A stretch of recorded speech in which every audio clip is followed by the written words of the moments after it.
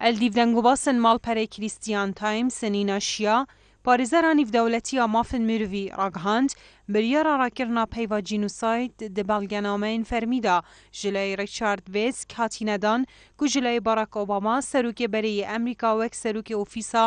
وەزارەتە دەرڤەیە ئەمریکا بۆ شیرەتکاریە یاسایی هاتبوو دەمەزراندن. نینا شیا لێ ساڵن 1999 هەتاکو لێ ساڵا 2012 وەکی کۆمیسیارە ئەمریکا بۆ کاروبارن ئازادیە ئاینە نێودەوڵەتی کارکریە ڕاگەهاند واسەنا بینم کو ئەو بریارەکە بیروکراسی بیت بەلکو ئەو بریارەکە ئایدۆلۆژیە ji ber ku çekdarên Daeş lê bajêrê Mosul û ew deverên dihên Iraqê ku demek bû el bin destê teroristên Daeş dabûn kum ku jiya pêk hatin neteweyî û aynî